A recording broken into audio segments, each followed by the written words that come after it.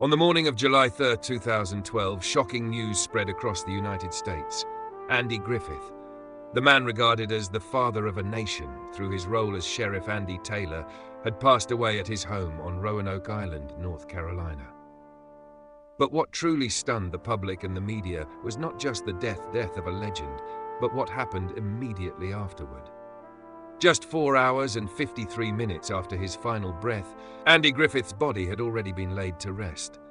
While the press was still drafting obituaries, while fans had not yet placed their first flowers in tribute, everything was already over. There was no grand public funeral, no live television coverage, and no opportunity for millions of admirers to say their final goodbye to their icon. This almost unbelievable lightning speed immediately ignited waves of suspicion.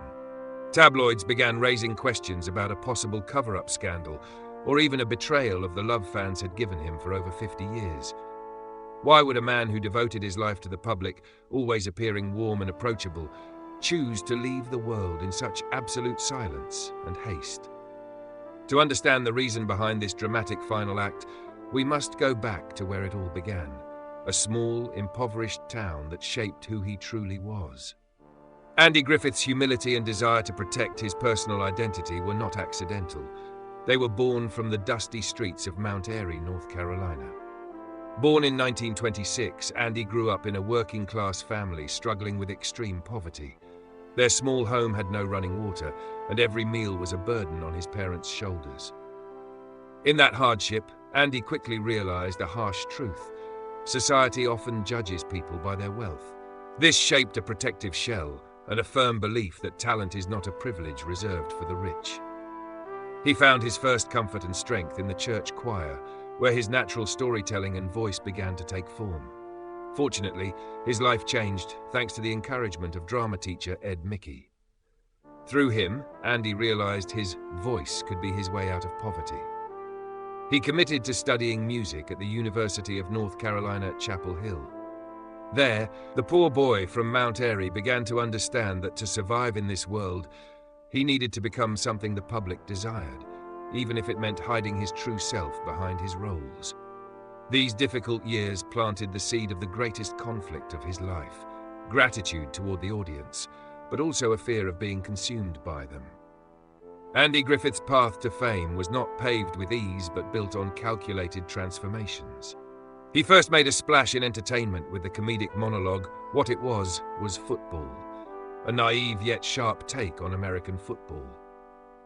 This success led him to Broadway in No Time for Sergeants, where he began shaping his image as a simple Southern man with hidden intelligence. However, the true turning point that proved his natural talent was his role as Lonesome Rhodes in A Face in the Crowd, 1957. In this film, Andy was not a kind father figure. Instead, he portrayed a manipulative, dark, and complex populist figure. His performance was so powerful it stunned critics, but that very success frightened him. He realized that living too long in such heavy roles could drain his mind. In 1960, facing a defining choice, Andy Griffith made a decision that would change his life completely. He accepted the role of Sheriff Andy Taylor in The Andy Griffith Show. It was a step back artistically, but a massive leap commercially. At a time when America longed for comfort, Andy chose to set aside intense dramatic roles to wear the shirt of a warm, compassionate man, the image the public craved. This decision brought him to the peak of fame, but it also began building a wall between who he truly was and the image the world adored. The fictional town of Mayberry in The Andy Griffith Show was more than just a setting. It was a calming remedy for America. Amid the turbulent 1960s, marked by the Cold War and civil rights struggles, Mayberry appeared as a peaceful oasis where every problem could be solved with a heartfelt conversation on a front porch. Andy Taylor became the symbol of the ideal father, a sheriff who never needed a gun, resolving conflicts with patience and empathy. The image of him fishing with his son Opie, accompanied by a whistling tune, became the very definition of American family happiness. Yet behind the camera, Andy Griffith paid a heavy price for that perfection. The gap between the real man and the Mayberry character grew wider. While Andy Taylor was always calm, Andy Griffith in real life was an extreme perfectionist, often restless. He bore immense pressure from having to live as a national symbol 24/7. The overwhelming glow of Mayberry began to invade his personal life. His first 2 marriages ended in divorce, and his relationships with his children became complicated because he was so focused on maintaining the image of a perfect father on screen that he sometimes forgot how to be one at home. He began to feel trapped in the very paradise he had created for the public. In 1968, while The Andy Griffith Show was sitting firmly at #1 in the ratings, Andy Griffith did something no one expected. He walked away from it all. He chose to close the door on the town of Mayberry at the very height of its glory. Deep down, Andy longed to shed the gentle sheriff's image and return to the intense, gritty roles he once played in A Face in the Crowd. He wanted to prove to the world, and to himself, that he was a true actor, not just a kind-hearted figure handing out wisdom. But reality struck hard. For nearly 2 decades afterward, Andy entered what felt like an artistic exile. The American public loved him, but in a cruel way. They refused to accept him as anyone other than Andy Taylor. His films were overlooked, new television shows were cancelled after only a few episodes. He felt like a ghost wandering through Hollywood, trapped in the glow of his own past. Disappointment and emptiness began to consume him, leaving the man who once brought joy to millions, now facing loneliness and bitterness. It wasn't until 1986 that fate smiled on him again, when he took on the role of Ben Matlock. With his signature grey suit and the sharp demeanour of a Southern lawyer, Andy staged a remarkable comeback. Matlock not only restored his A-list status, but more importantly gave him control. At 60, Andy was no longer a performer taking orders. He became a decision-maker, someone who shaped every detail on set. This resurgence wasn't just a commercial success, it was Andy reclaiming his wounded pride after years of being forgotten. He found a new image, still intelligent and relatable, but now more assertive and seasoned. Yet as his fame returned, his body began sending distress signals, foreshadowing a far more difficult battle ahead. At the height of his renewed career, Andy Griffith faced a silent and ruthless enemy. In 1983, he was diagnosed with Guillain-Barré syndrome, a rare neurological disorder in which the immune system attacks the nerves. In a short time, the man who once walked confidently through Mayberry was completely paralyzed. Lying immobile in a hospital bed, he confronted the fragility of the human body. The physical pain was immense, but even greater was the fear of being seen in such weakness. For Andy, having his vulnerability exposed to the public eye felt like a humiliation to his dignity as an artist.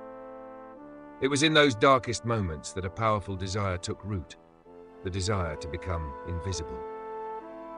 After more than half a century devoted to the public, Andy felt he had paid his dues.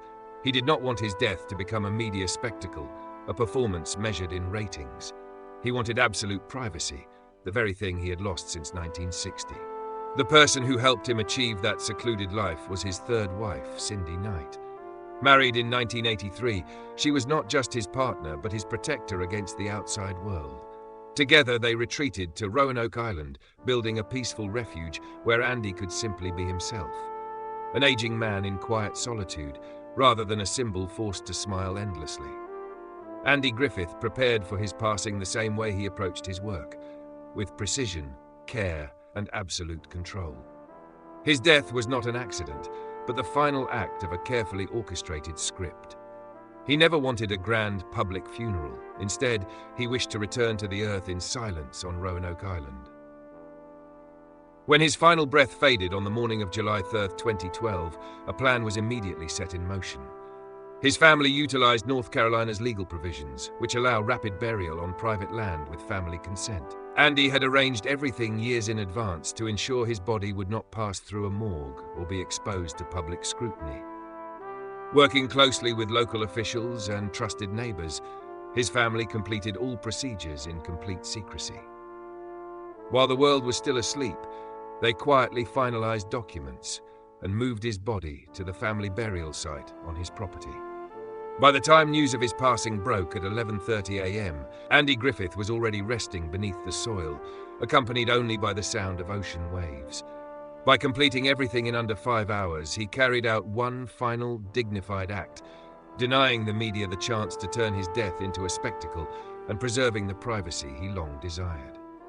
His rapid burial sparked intense mixed reactions. Some fans felt hurt, even betrayed, that they were denied a chance to say goodbye. But those who truly understood him saw it differently, as his final declaration of self-ownership. By refusing to turn his death into a public event, Andy Griffith drew a clear line between his two identities. He left Mayberry and Sheriff Andy Taylor to the public as an eternal legacy, but he kept his true self, with all its private struggles and desires, for himself on that quiet island. In the end, the world had to accept that the man who comforted a nation had every right to claim peace for himself in his final moments. What do you think about Andy Griffith's decision to be buried within 5 hours? Was it selfish toward his fans, or his ultimate act of personal freedom? Leave your thoughts in the comments below. If you've ever loved the town of Mayberry, drop a heart to honor the great father figure of American television, Andy Griffith.